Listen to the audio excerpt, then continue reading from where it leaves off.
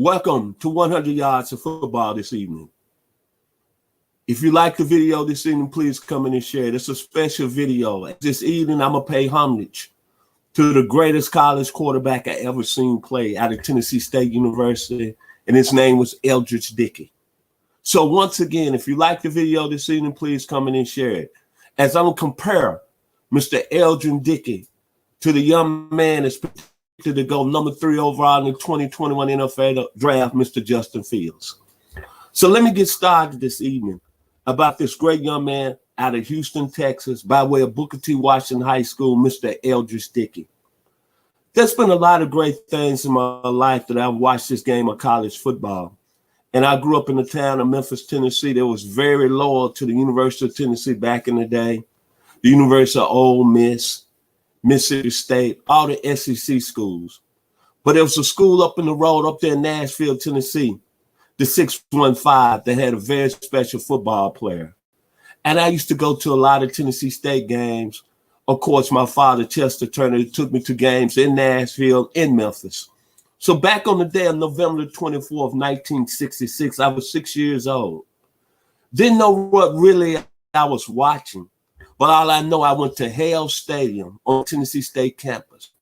And it was almost 40,000 fans there to see this gentleman play. And the stadium seated only 18,000. And all the ruckers, all the excitement was about this young man by the name of Eldridge Dickey, of being the first quarterback from an HBC school to go into the National Football League. And on that great day, they played Kentucky State, Tennessee State did, and they beat Kentucky State 83-0. What I saw about this young man and the skill level I saw with Eldridge Dickey was just phenomenal. Accuracy, arm strength, the setup and release, reading defenses, being able to move the team, the intangibles, having leadership. It was something special about him. Athletic. We talking about a guy at that time ran a 9.5 100-yard dash, ran a 4.5 40, most likely a 4.4. But a guy that when you looked at him, you saw something that was going to be very great. And think about this. He was a guy that we see a lot of today. From Lamar Jackson to Deshaun Watson to Patrick Mahomes, even back in the day, Warren Moon, James Shaq Harris, Doug Williams, even Archie Manning, Joe Namath, John Elway. I put them all in one bag, even Jim Kelly. But this gentleman I saw at 6 years old, in my opinion, on the college level was better than any quarterback. To show you how special, as I just brought up, Don from a physical standpoint, he was 6'2", also about 6'2", 6'3", 203 pounds. But in his 3 years at Tennessee State, he threw for 6,500 yards. He accounted for 67 touchdowns through the air. And as I just mentioned, he can throw with either hand, either arm, left-handed or right-handed. He was that special. But he played on a 1966 Tennessee State team, which I consider, and maybe I'm being biased, it's the greatest college football team ever that I ever seen. And I put them up against any team from any era. And you want to know why? That team, that season, put 22 players in 3 years in the National Football League, which was unheard of in the 60s. And that team on any level averaged 41 points a game, but only gave up 4 points a game. And you know who ran the show? As I just mentioned, this young man here, Eldridge Dickey. And what was so phenomenal about this young man, as I just mentioned, the arm strength powerful, the durability off the charts, the leadership, the setup and release, reading defenses was just phenomenal. But what I loved about the young man that a lot of people don't bring up how special he was, number one, he was kind of like the chaplain of the team, the minister. He led the team every day in every game in the Lord's Prayer. But most of all, what makes me proud, not only of his skills on the field, Mr. Eldridge Dickey, and the pride you brought to me at that time as one of my favorite athletes, because I put you in the same realms as a young man out of Louisville, Kentucky, Cassius Clay, But the young man had an IQ of 130. He could have been anything outside football. A doctor, a lawyer, a scientist, and he was a straight-A student. He was a first-round draft pick with the Oakland Raiders in the 1968 NFL and AFL draft. But unfortunately, he never got that chance to prove how special he was on the next level. But Eldridge Dickey passed away in 2000 of May 22nd to be exact. But in my heart, my soul, he's the greatest football player I ever seen play the quarterback position. And I take that to the bank. There's one man right now that reminds me of this great young man out of Houston, Texas. He's out of Kennesaw, Georgia, and his name is Justin Fields. And over the last 3 weeks, as you've been listening to everybody talking about the 2021 NFL draft, I've heard some disturbing things about this young man. Not a great work ethic. Kind of questioning his abilities this past season. But I see a lot of Eldridge Dickey in him. So, to Justin Fields, man, I think maybe you might be the best quarterback in the draft. And I'm going to say this.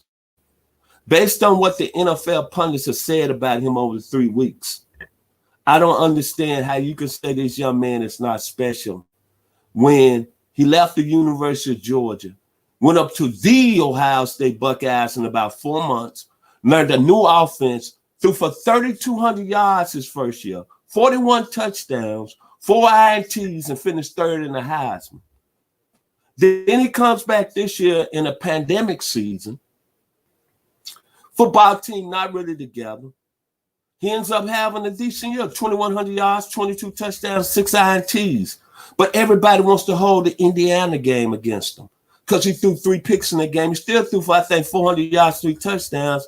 But I heard somebody say after that game, he needs to come back to school and be a second-round pick. Then he goes into the Big Ten championship game where Ohio State had 25 players missing. And then he had all his receiving core guarded freshmen at that position, end up only throwing for 91 yards that game. Then the Bluebirds start coming out. But however, as I always say, he came back in the national championship game, the biggest game on the market, your highest level against presumably the number 1 pick in this year's 2021 NFL, Trevor Lawrence. And what did Mr. Justin Fields do? 22 or 28, 385 yards, 6 touchdowns, 1 INT, a 259 quarterback rating, and the ball, as we say in the hood, didn't even touch the ground. He made every throw. And all I'm saying is this. How in the world can people keep saying Zach Wilson, Trey Lance, even Mark Jones is better than Justin Fields? Well, you know what? I look at Justin Fields like Eldridge Dickey. The only difference, Justin Fields is going to get his chance to prove how great he is at the next level. So I'm going to end the video today to pay homage to a guy who I consider the greatest quarterback that ever played in the college level, Eldridge Dickey. At Tennessee State University, he played on the greatest college team in 1966, Tennessee State Tigers, who put 22 players in the league. Claude Humphrey, Nolan Smith, Harold Rice, Leon Johnson, Bill Tucker, King Dunlap Sr. The list goes on and on. And why it's so amazing, you take a look at that 66 season in college football. You had Alabama, they had Ken Stabler and Ray Perkins. You had Michigan State, they had the great Bubba Smith, the great Gene Washington, the great Jimmy Ray. And you had Notre Dame, they had the great Alan Page, Terry Hanratty, and Jim Lynch. Well, that Tennessee State team put more players in the pros than all 3 teams combined over a year period. Check the stats. I think you understand. And that young man out of Houston, Texas, Booker T. Washington, led the show. And he was before his time, the great Eldridge Dickey. But I think the young man is going to carry the torch. They're about the same size. Eldridge Dickey, 6'3", about 210, a legitimate 4'5", 40 guy. 9.5 in the 100-yard dash, a cannon arm that was off the charts. Justin Fields the same way, by 6'3", 235, 4.4 in the 40, arm off the charts. So it's my honor today to say the greatest player ever seen play the position at any level was Eldridge Dickey in college with the Tennessee State Tigers. And I thank my man out of Kennesaw, Georgia, by way of Ohio State, Justin Fields, is going to be able to carry on this legacy. So if you like the video today, please come in and share it. It's been an honor. It's been a very outstanding privilege to talk about this young man out of Tennessee State, Mr. Eldridge Dickey, and compare him to Justin Fields. It's an honor, man. And people don't know how special Eldridge Dickey was. And me being a 6-year-old boy in the stands at Hale Stadium in Nashville, Tennessee, is something that I never forget, because he set the doors open for all the quarterbacks you see right now. Russell Wilson, Patrick Mahomes, Lamar Jackson, Warren Moon, Doug Williams. I don't never hear nobody talking about Eldridge Dickey, but I'm going to talk about him because you know why? I'm proud of him. And he played in my state, the great state of Tennessee. So my final words is I'd like to give kudos. My fraternity, Phi Beta Sigma, January the 9th, 1914, to Leonard F. Morris, Charles I. Brown, and A. Langston Taylor. And I'm going to leave you with this. The great artist from Minneapolis that led the group Time, by the name of Morris Day, had a song called Color of Success, where Eldridge Dickey played to win in 1966, but he didn't get his chance when he was the first draft pick in 1968. But you know what?